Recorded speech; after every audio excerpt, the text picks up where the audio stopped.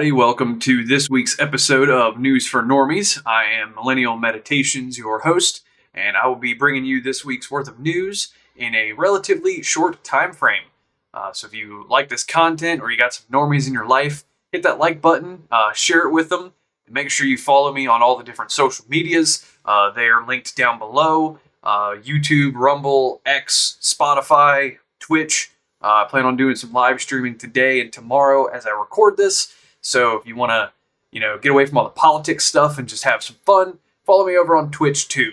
That's all I got for the biz. All those are linked down below. And pro tip, if you are watching on YouTube, but you're like, man, I wish I could just listen to this without it, shutting the audio off when I lock my phone. Well, you can do that on Rumble or Spotify.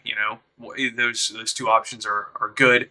And both those companies are much better than YouTube anyway. So go follow me on Rumble and Spotify instead, because YouTube sucks. Okay, so that's it for the promotionals. Let's get into the news. So sadly, 2 National Guardsmen from West Virginia were shot on Wednesday in D.C. near the White House. The suspect, who is an Afghan national and entered the country in 2021 under the Biden administration, was shot and apprehended too. Now, sadly, one of the victims in the shooting, U.S. Army Specialist Sarah Breckstrom, has passed away from the injuries sustained, and the other National Guardsman is still in critical condition that I know of as I record this. President Trump posted on Truth Social, quote, "The animal that shot the 2 National Guardsmen, with both being critically wounded and now in 2 separate hospitals, is also severely wounded, but regardless will pay a very steep price. God bless our great National Guard and all of our military and law enforcement. These are truly great people. I, as the President of the United States, and everyone associated with the office of the presidency, am with you," end quote. Now, obviously, he posted that before Specialist Breckstrom passed away, and President Trump also gave these remarks once he heard that she sadly passed. Families, and I must unfortunately tell you that just seconds before I went on, right now, I heard that Sarah Breckstrom of West Virginia, one of the guardsmen that we're talking about, highly respected, young, magnificent person, started service in June of 2023, outstanding in every way. She's just passed away. She's no longer with us. She's looking down at us right now. Her parents are with her. It's just happened. She was savagely attacked. She's dead. She's not with us. Incredible person. Outstanding in every single way, in every department. That's horrible. As you know, the other young man. So, for those that absolutely hate Trump and claim he is a heartless man and he's just evil, listen to that clip again. You can truly hear the pain and sorrow in Trump's voice as he gave those remarks. And I know it goes without saying, but my prayers are truly with the families of these 2 victims as they deal with this, especially the family of Sarah Breckstrom, losing their daughter on Thanksgiving Day.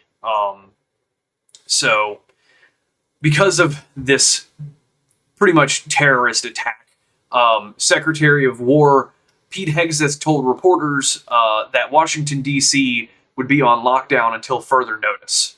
Very productive meetings, but I want to start by saying after those meetings, myself and my team were notified that 2 National Guardsmen had been shot in Washington, D.C., critically wounded. The shooter shot in a cowardly, dastardly act targeting the best of America, heroes willing to serve in Washington, D.C., serve for people they don't know and they've never met because they love their country and their capital and their community. They were willing to do dangerous things others were not because they love their fellow Americans. Someone decided to turn that into targeting National Guardsmen. That will only stiffen our resolve We will never back down. We will secure our capital. We will secure our cities. In fact, this happened just steps away from the White House. It will not stand.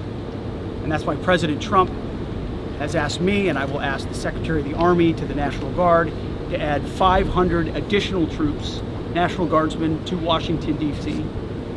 This will only stiffen our resolve to ensure that we make Washington, D.C. safe and beautiful. The drop in crime has been historic. The increase in safety and security has been historic.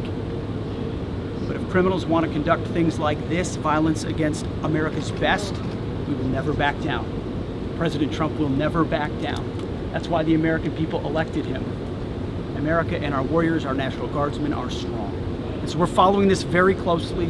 We're getting information rapidly. I mentioned the faith of this country, the Christian faith, the prayers. I would ask for prayers for our National Guardsmen. Excuse me, Mr. P. Appeals to heaven for our National Guardsmen, for their families, on bended knee as a War Department, as a nation. Excuse me, We will never back down. Excuse And we think about them right now. Venezuela. We had a couple of great, productive meetings with the President and Minister of Defense here, where we are dedicated to the counter-cartel effort here.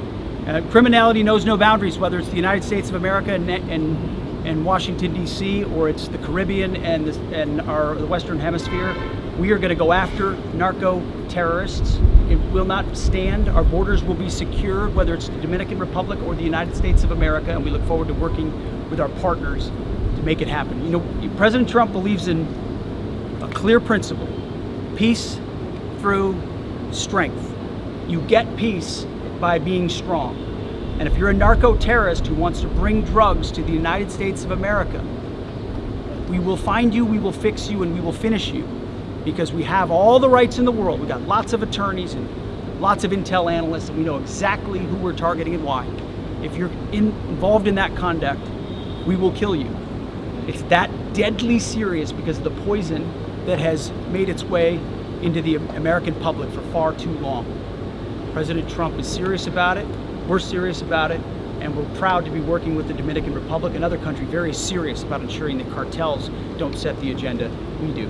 Thank you very much. It's been a great series of meetings. Thank you very much. Muchas gracias. Muchas gracias. So what I find darkly interesting here is that the suspect, who will remain nameless from me at least, worked with the CIA in Afghanistan for counterterrorism operations starting in 2011. He was then brought to the United States in September of 2021 under a humanitarian program, basically as the war was winding down. But yeah, I also saw some stuff online, and I cannot verify this for sure. I'm sure more details will come out as the week goes on. This guy was living in Washington State, not Washington, D.C., so he had to fly across the country to the Capitol and then somehow get a gun in D.C. where people can't get guns. I mean, it's nearly impossible to do there, well, legally, of course. And then he does this. Yeah, the definitely doesn't pass the sniff test, but, I think it's Hanlon's razor that says the most simple explanation is probably the true one. This guy was probably just an Islamic extremist and, did what jihadis do. So, who knows? I'm sure an investigation will go on because of this, and, we'll find out some breaking news 3 months from now. But, yeah, moving on. This one had me pretty pissed off. A Clinton-appointed judge dismissed the cases against Letitia James and James Comey. Judge Cameron Curry said, quote, "I conclude that the Attorney General's attempt to install Miss Lindsay Halligan as interim U.S. Attorney for the Eastern District of Virginia was invalid, and that Miss Halligan has been unlawfully serving in that role since September 22nd, 2025, end quote. However, Judge Curry dismissed the charges without prejudice. Man, words are hard today. So this means that the cases could be brought up again. So, interesting. Um, of course, James Comey had this bullshit to say in response to the cases being dismissed. I'm grateful that the court ended the case against me, which was a prosecution based on malevolence and incompetence, and a reflection of what the Department of Justice has become under Donald Trump, which is heartbreaking. But I was also inspired by the example of the career people who refused to be part of this travesty. It cost some of them their jobs, which is painful, but it preserved their integrity, which is beyond price. And I know they will serve again. I was very lucky that some of the best lawyers in America stepped forward to represent me. I hope they serve as an example to more and more lawyers, especially at some of the big firms, to participate in protecting our liberty, protecting the rule of law. And my family and friends were always with me, and luckily for me, include some of those great lawyers. This case mattered to me personally, obviously, but it matters most because a message has to be sent that the President of the United States cannot use the Department of Justice to target his political enemies. I don't care what your politics are, you have to see that as fundamentally un-American and a threat to the rule of law that keeps all of us free. I know that Donald Trump will probably come after me again, and my attitude is going to be the same. I'm innocent, I am not afraid, and I believe in an independent federal judiciary, the gift from our founders that protects us from a would-be tyrant. When I was a kid, my parents would wake us up for school every morning by snapping open the shades and saying, "Time to rise and shine and show the world what you're made of." Well, it's that time, America. It's time to stand up and show the fools who would frighten us, who would divide us, that we're made of stronger stuff, that we believe in the rule of law, that we believe in the importance of doing things by the law. So stand tall, shine, and keep the faith. And finally, White House Press Secretary Caroline Leavitt said the DOJ plans to appeal the case. What's White House response to that, and what can we expect will happen next, Caroline? Well, what I will say is that everybody knows that James Comey lied to Congress. It's as clear as day. And this judge took an unprecedented action to throw these cases out to shield James Comey and Letitia James from accountability based on a technical ruling, and the administration disagrees with that technical ruling. We believe the attorney in this case, Lindsay Halligan, is not only extremely qualified for this position, but she was in fact legally appointed. And I know the Department of Justice will be appealing this in very short order. So maybe James Comey should pump the brakes on his victory lap. All right. Well, so there you have it. Hopefully this case gets brought back up and, these two dirtbags go to prison because they belong there. And to quote Miss Letitia James, no one is above the law. So there you go. Well, no one except for Democrats, of course, because if a Republican just sneezes in the wrong way, then it's aggravated assault or whatever. Of course, I'm being facetious there. That didn't happen, but you get what I'm saying.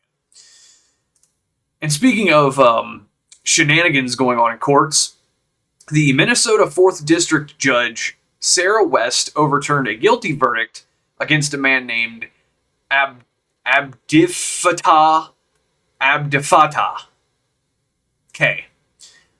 Yusuf. So, yeah, definitely your stereotypical Midwestern man. But the case was against him in a $7 million fraud case. Judge West claims that the case, quote, relied heavily on circumstantial evidence, end quote. So, of course, many Republicans criticized Judge West's ruling, to which I would agree. It's kind of hard to just steal $7 million. But then again, our federal government does that from us every day. And the Minnesota Attorney General's office is appealing the case. So, again, I don't know how a judge could just overturn a case like this when Medicaid, which was what this guy was allegedly, defrauding, is scammed out of $7 million. So, in my opinion, the judge's ruling is based more on her feelings than facts. But, again, we shall see.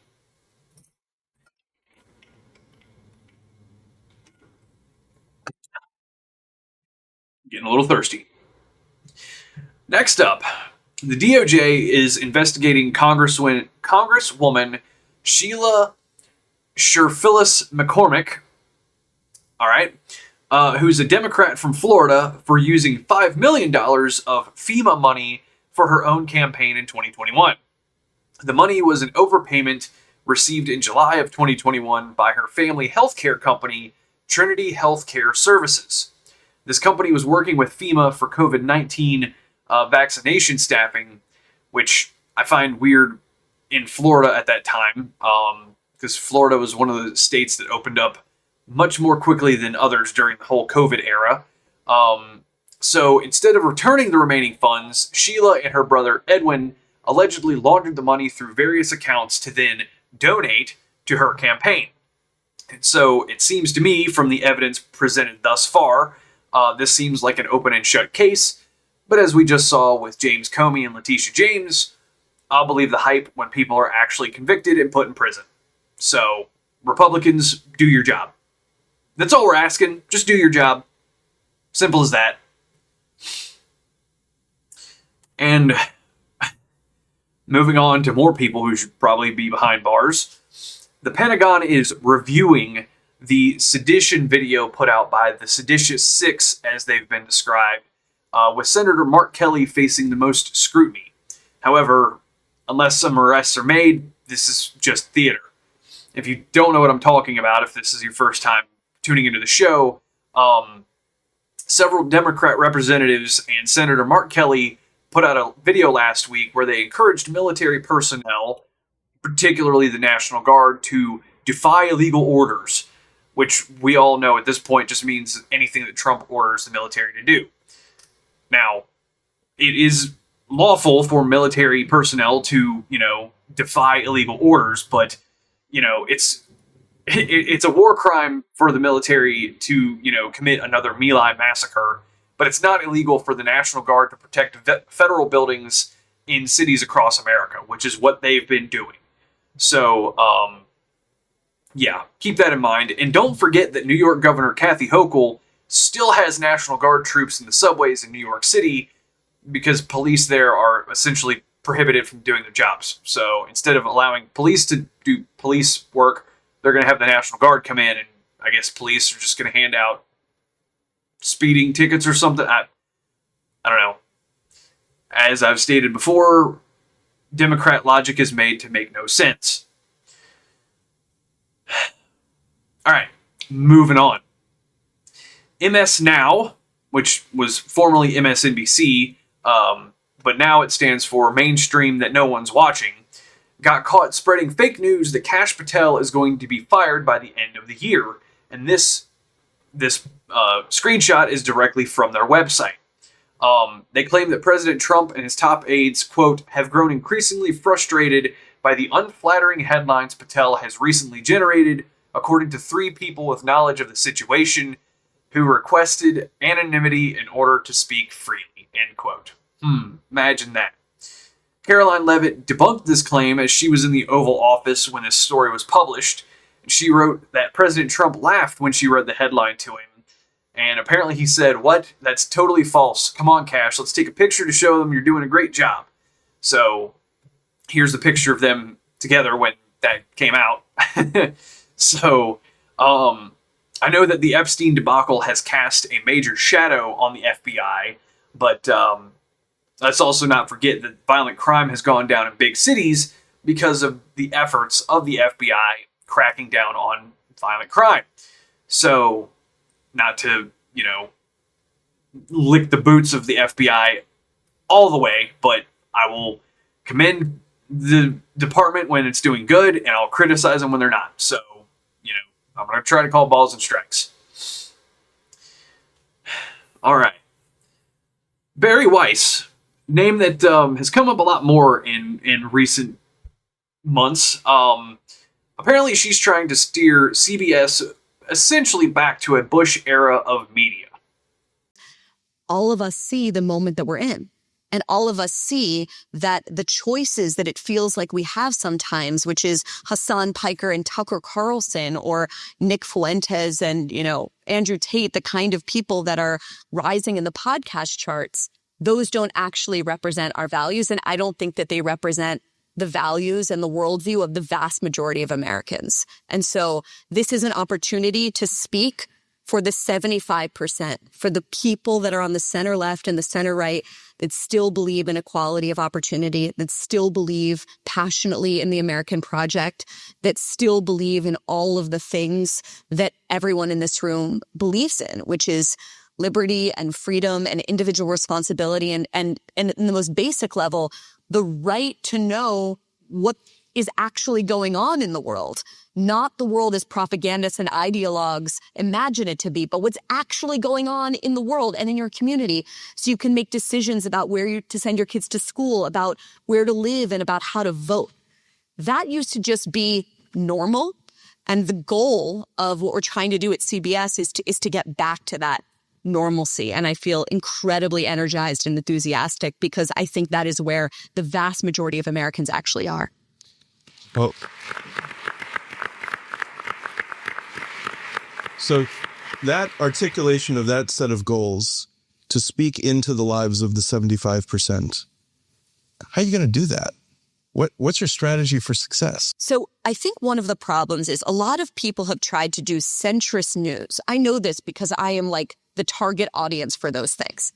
And the reason that they have all failed is it's like trying to force feed spinach down someone's throat, right? It's felt very like tofu, oatmeal. It's like centrist news is choosing the midpoint between every single topic. It's felt like an absence of charisma and identity.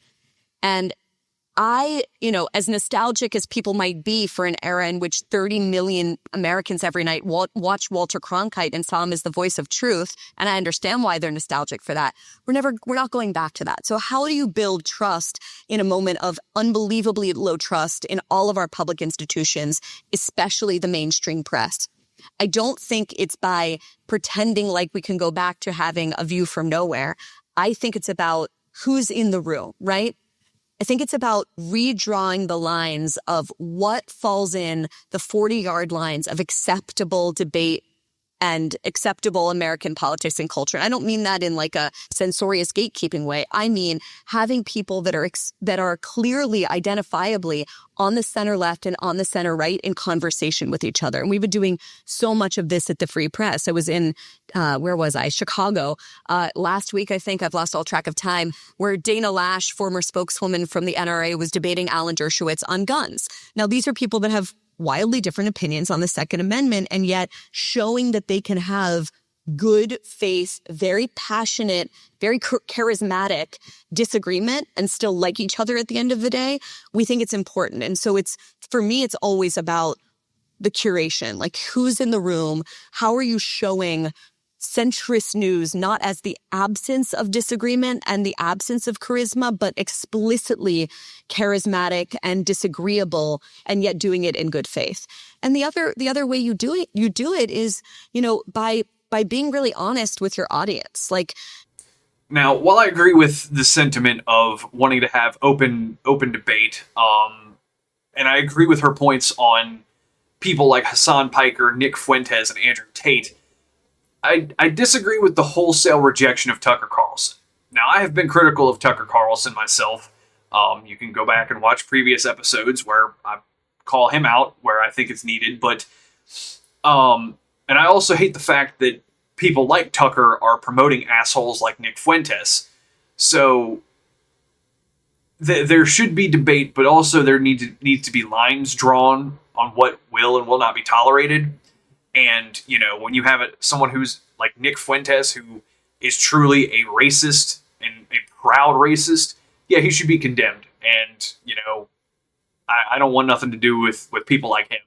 But also Hassan Piker has called for people like myself to be afraid of going outside for my political views. So both those guys can, I'd be happy if they just disappeared, just went off, and just went off into... And, I'm not wishing death on them. I just wish they would just go away. So let me know what you think about this kind of thing down below. It'd be interesting to hear other people's opinions on the matter.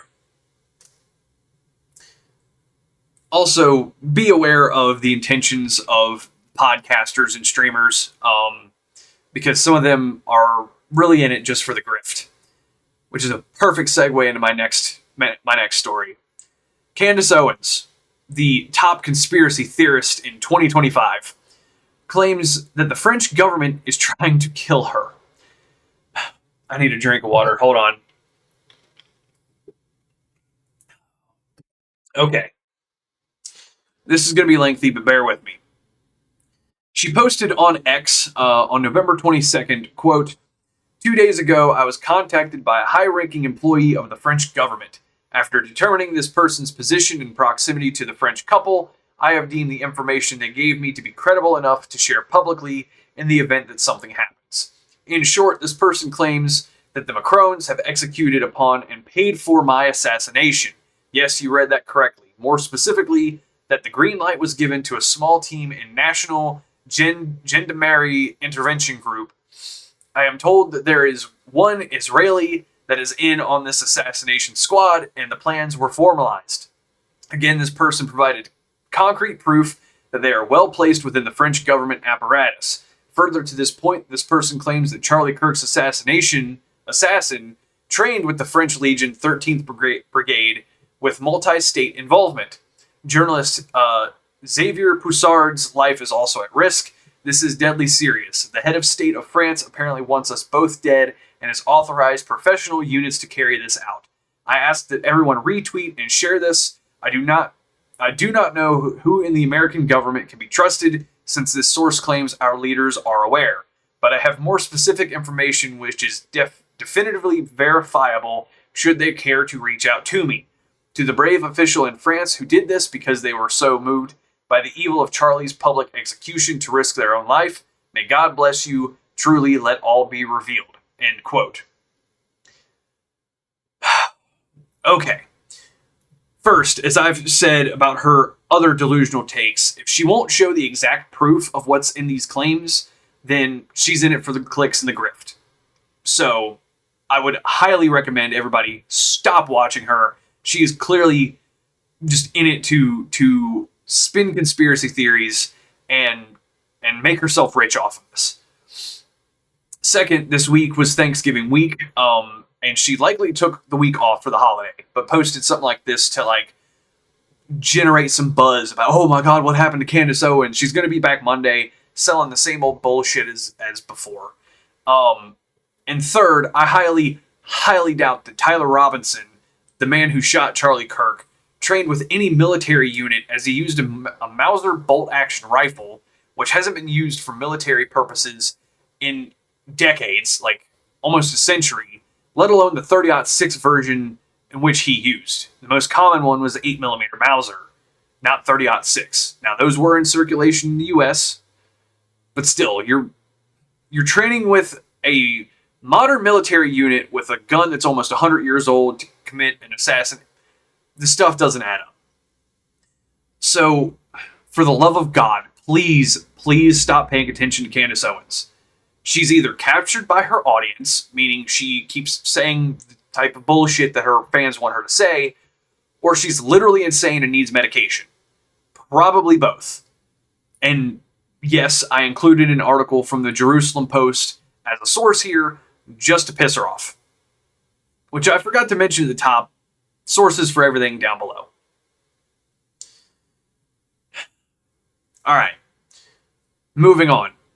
ChatGPT is being sued for allegedly causing a man to develop psychosis. According to ABC News, quote, the lawsuit alleges that 30-year-old Jacob Irwin, who is on the autism spectrum, experienced AI-related delusional disorder as a result of ChatGPT preying on his vulnerabilities and providing endless affirmations, feeding his delusional belief that he had discovered a time-bending theory that would allow people to travel faster than light. So, I find this interesting, sadly, that this guy had to be put in a mental hospital because of ChatGPT. But also, this isn't the first lawsuit that OpenAI, the parent company of ChatGPT, has faced for similar allegations. In fact, OpenAI is facing 7 lawsuits for very similar allegations across the board. So, parents, please watch what your kids are doing online, especially if you're taking care of someone like, Mr. Irwin, who doesn't have all his mental faculties there. And I'm not trying to say that in a demeaning way. I'm just putting it out there. There are apps you can put on your phone that also links to your kid's phone to monitor what they're doing. So if you can get it on your phone, I'm sure you can get it on a computer, tablet, things like that. So just pay attention to what your kids are doing. All right. Now, this was one story that I didn't even think I was going to talk about this week, but it's, I don't know, interesting, I guess. Campbell's Soup, the company, that makes chicken noodle and tomato soup, that has been for a long time, faced some controversy this week after comments from Martin Bally, a vice president within the company's information security department, came to light. We have shit for poor people. Who buys our shit? So healthy. Now that I know what the in it, even in a can of soup, I look at it, look at me, bioengineered meat. I don't want to eat a piece of chicken that came from a 3D printer. Now, this recording, which is allegedly from Mr. Bally, was from November of 2024, so nearly a year ago. An employee within the company, Robert Garza, met with Bally at the time to discuss his salary when Bally went on this tirade. Garza was then fired in January of this year when he reported this incident to his supervisor. And once this recording came out, Bally was then fired, and then the company put out this statement. Quote, "We're proud of the food we make and the high quality ingredients we use. Our soups are made with 100% real antibiotic-free chicken from the U.S. We're thankful for the millions of people who buy and enjoy our food. For more than 150 years, we've made food that we serve at our own tables, and we'll continue to do so for everyone who invites us into their homes. We use quality ingredients and real chicken always." End quote. Now, if you have to ask me, kind of seems like they're protesting a little bit too much. So maybe something is going on there that Martin Bally was onto. But what's funny about this for me is that the day that this kind of started to become viral, I actually bought some chicken noodle and tomato soup, and it still tastes the same as always. So I don't know if they just have a really good team of bioengineers that are making mutant chickens and tomatoes or something, but I don't know. Still tastes the same. So I don't know. Let me know what your thoughts are about Campbell's Soup. All right. And finally, this one was just kind of funny and ironic. People on X this week had their collective minds blown after a recent update came to the app. Turns out that many popular accounts that were engaging in American political discourse weren't even based in the United States. On both sides of the political aisle, if you will, very, very prominent, pro-Trump MAGA accounts and more left-leaning liberal accounts were all based in India, Bangladesh, Philippines, stuff like that. So I'm glad that this update came out. That way we can have a little bit more transparency about who we're following online. And if you're curious, if I'm pot calling kettle black, well, here you go. I can assure you that I am not in Bangladesh or India. I am right here in the good old US of A. So that's all I've got for this week. Thanks for tuning in. Make sure, again, to follow down below. They're right down there. If you're watching on video, in the description down below, sources for everything that I talked about here. So I'm actually telling the truth, unlike Candace Owens. Go follow me on Twitch to get a break from the politics and news and all that stuff. So that being said, I will see you all next time. Take care.